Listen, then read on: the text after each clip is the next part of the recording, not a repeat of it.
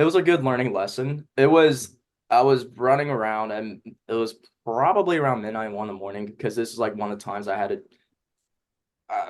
to make time for it. I had a lot of door hangers and I went around the neighborhood putting door hangers up.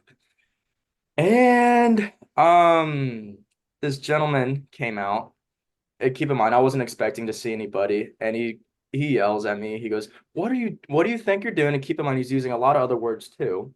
I was like, "Oh, I'm so sorry, sir. I'm just a college student putting this stuff up."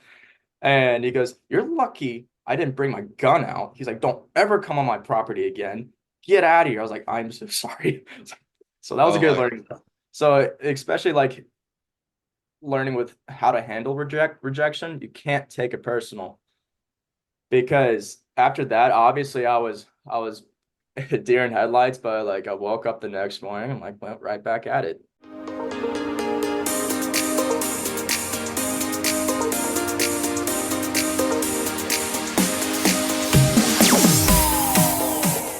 we All were right. chopping it up about football before the show. We've got a Packers fan in the house, me, of course, representing the Jets today. Vincent A. Lanci back with another episode of That Entrepreneur Show, especially impactful for the Spartan Incubator community. We're bringing another bonus episode. This time, it is from a student who's got a successful company. I have to show him some love. It's very unique in the way where he was a few spots down from me at the New Venture Expo, and he had his washer. He'll explain all about his company, but his washer up on the display, very, very powerful. He had a great pitch as well. So, Grant, thanks for taking some time to join That Entrepreneur Show. Yeah, I mean, thanks, Vince. Thank you so much for having me. It's really a pleasure being up here. So, just want to say thank you. You're very welcome, and I'm excited to share your story on the show. With this special bonus series, we have everything from program mentors to program participants, and now just participants throughout the Lotes Business Center. If you haven't been up there, the Lotes Center at University of Tampa is one of a kind. Big shout Same. out to everybody involved who keeps that program going for us. As incubators, they have the accelerators. We're bringing on a mix of both. The show is brought to you by Coming Alive Podcast Production, all your full service podcasting needs. With that, let's dive right into this, Grant. You got a lot to Good. juggle. Before we talk about your business specifically and some lessons learned from being an entrepreneur, what advice do you have to other students out there who have an idea in their head but have that itty bitty committee going on Oh, saying, "Hey, I don't have time"? How do you make it all happen? oh man, biggest thing is never give up. There's so many times you're gonna get punched in the face, and I feel like with entrepreneurs is that they're gonna take that punch and they're gonna get right back up. So that's the biggest thing for me. And being very consistent too. And there's never gonna be a good time to start your business. You just gotta do it now. Because I did some more research with it, and the more research I've done, they're like, there's never gonna be a good time. There's always gonna be stuff coming up. So you just gotta do it. You just gotta go for it. Because I mean, just the amount I've learned, my biggest regret actually is joining the accelerator program whenever I was a sophomore. I wish I did when I was a freshman, because it's changed my life. Because it's actually kind of crazy how I found this business too. But my I could talk about that later. But biggest thing is don't ever give up, because so many people are gonna be looking up to you, and you want to be a leader too at the end of the day. Very well said. Always lead by example. You have your full student obligations now, but you also have your business obligations. How do you work on your time management? What are some tips and techniques we can offer out to our audience? Woo. It's it's tough, but I love what I do. I feel like obviously having really good time management skills. And what's really helped me too is I keep track of everything on my Google Calendar. So, like this morning, on every single Thursday morning from 5 to 6 a.m., I go put out door hangers and send out emails to my CRM, to my clients in my CRM. And then I was fortunate enough for this semester that majority of my classes are in the afternoons. So if I do get a job, a pressure washing job, I can do it early in the morning, like as soon as 8:30, and then hopefully that'll take me like 4 hours max, and then I can do some homework and then go to school at night. So it's really all time management, and I'm blessed enough to like a lot of my classes have a lot of group work too. So we all just communicate too. It's all about communication, especially with the professor. Because if you're, I mean, not gonna lie, I'm not doing so well in one particular class, but it's okay. Just got to figure it out. Sure. And biggest thing is just get close with the professors too. Explain to them like, hey, I'm like, obviously school comes first, but at the same time, I'm involved with the entrepreneurship program. I'm in the process of running my own business, and they're actually really flexible, especially with like getting personal with you, saying, "Oh, that's sick. Oh, here's some advice on that. Let's get you caught up, or let's get you some help on this stuff too." And especially use the free tutoring here at the University of Tampa because I remember last semester I was not doing well in another class, but there's free tutoring and that really helped me.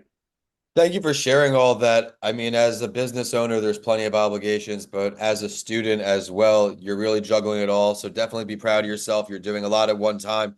And as again, you mentioned leading by example, now you're also encouraging others who are listening to this show, I hope, to use these resources at UT.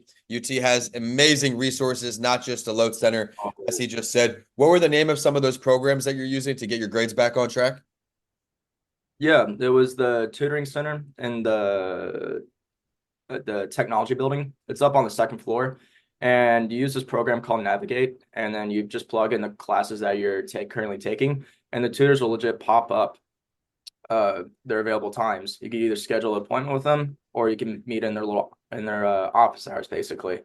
And it sounds too good to be true, but those it's really amazing, honestly, because those tutors they had to get an A in the class and get recommended by the professor. Wow. And so for like statistics, whenever I wasn't doing good in that, I'm gonna get real personal. I was failing that class, ended up getting a B in my final semester. Actually, no, my fault, a B in the class because the tutors really helped me out. So I was very That's blessed with that. incredible. Well, it's all about progress and growth, getting a little bit better each day, a little bit here, a little bit more and more. And now you sound like your grades are up, your business is booming. Let's talk more about this business. He mentioned everyone how he makes time for this business as a student. He's got the classes in the afternoon. He leaves the morning open to get busy and productive. Let's talk about it. Yeah, well, I gotta first talk about how I found this. So it's actually kind of crazy because I was trying to launch another business last year and I realized I needed to find capital for it, or I needed capital. Right.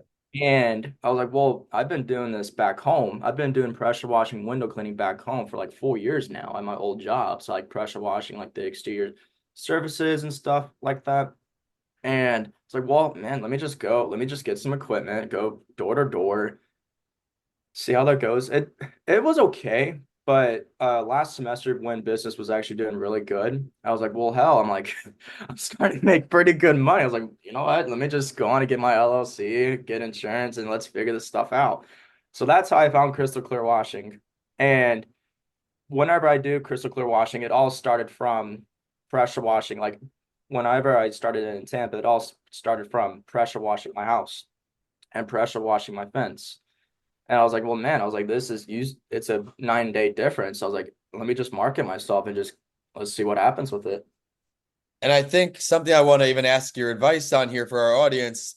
You created a really good name. I think the name is very to the point. It's catchy. It gives you that confidence, like, hey, if I use them, it's crystal clear. How did you think of that?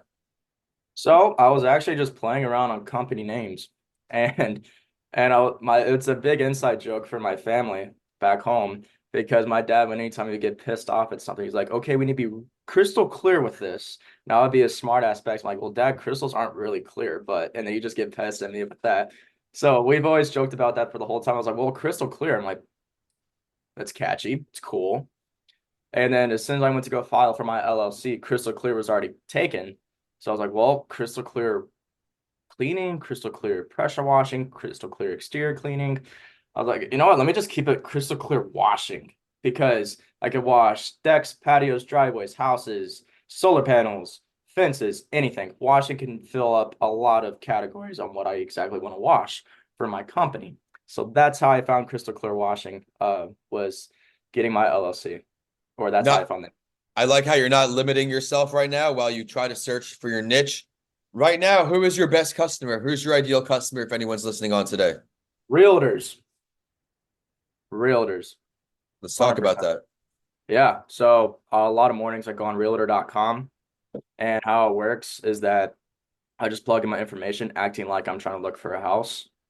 And then probably like in 30 minutes, I'll have like five realtors call me. And I'm like, hey, I'm actually not looking for a house, but my name's Grant Woodson. I'm a college student.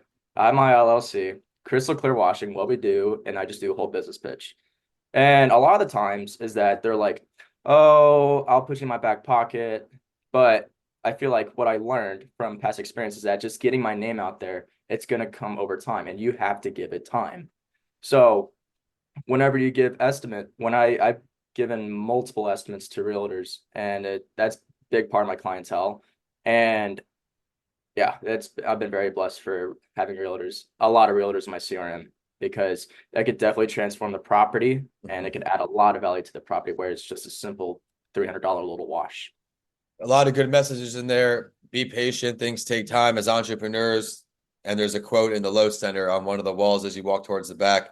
The difference between successful entrepreneurs and failing is those who don't give up. It is that simple. Just weathering the storm, the ups and downs is what makes it such a fun experience, right? The ups and downs. And I say that somewhat sarcastically. Oh, Um, yeah, I want to show some more love though to the Low Center since this is the Incubator bonus series. What is your favorite part of the Low Center, or what do you get the most out of what resource? what I love the most about just the entrepreneurship center is the people up there, especially the Exciter students, because being around like-minded individuals, they have some good ideas too. It's not, I don't feel alone when I go up there. Everyone's very open and very helpful because I know one person I'm really close with is Caroline, and it's like a night and day difference for my marketing skills, and she helped me out excuse me, a lot with it because I'll never forget when I made my first TikTok. She was super nice about it. She goes, "Okay, don't do this, don't do that, don't do this, don't make this cricket." I was like, "Oh, okay." And then it's like a 9 day difference, especially with all my marketing.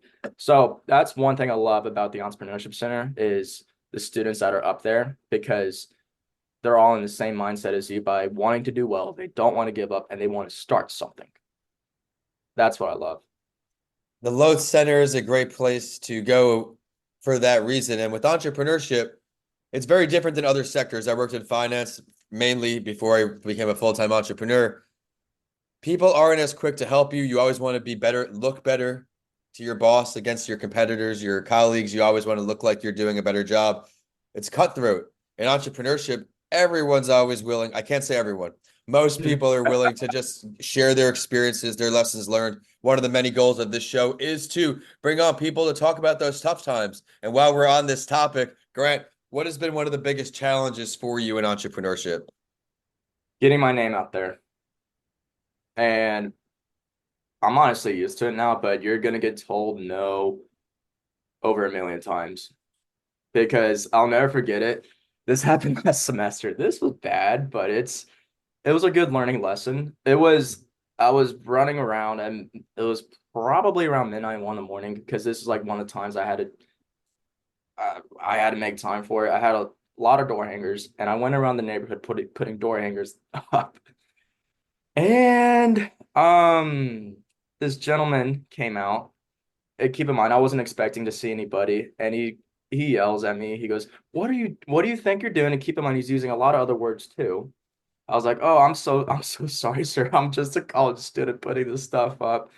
And he goes, "You're lucky I didn't bring my gun out." He's like, "Don't ever come on my property again. Get out of here." I was like, "I'm so sorry." So that was a Oh good my. learning. So especially like learning with how to handle rejection, you can't take it personal because after that, obviously I was deer in headlights, but like I woke up the next morning and like went right back at it. And a lot of people are going to tell you that you're crazy, but I can't. No, in my opinion, a lot of people can't work from 9 to 5 and sit at a desk. I'll much rather be experience situations like that to where it's more intense and like I don't know. I have a big adrenaline rush. You know what I mean? Hey, what works for some doesn't work for everyone. Entrepreneurship is certainly not meant for everyone, but on all those journeys, you've had your learning lessons, and now you're just putting it all together. I can't wait to see what your company looks like, not only when you graduate, but in another year from now. Before I let you go, if you could choose to have a conversation, Grant, with any entrepreneur, dead or alive, who would you choose to sit down with?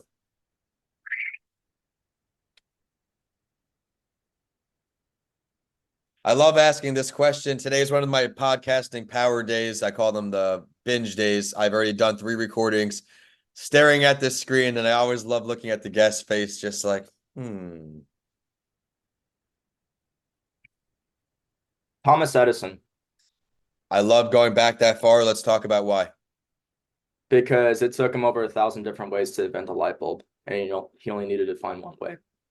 And the reason why I really look up to him too, because he never gave up after failing 999 times. I love That's a the lot. choice. I love it. And it's always nice when guests come on and say individuals from that time period or the titans of industry, the Carnegies, the Rockefellers, the pre-Google days, because they actually had to go out there and figure it out. Really appreciate you taking some time, Grant, to come and join the community of entrepreneurs here Yeah, on thanks. That Entrepreneur Show, the weekly podcast for small business owners and entrepreneurs. Where can we find more about you and your company online? Instagram, TikTok, especially Facebook. For Instagram, it's ccwashing_Tampa. Thank you for And sharing that, everyone. So if you're in the Tampa Bay area, be sure to give him a shout, especially if you're a homeowner, realtor, and everybody in between.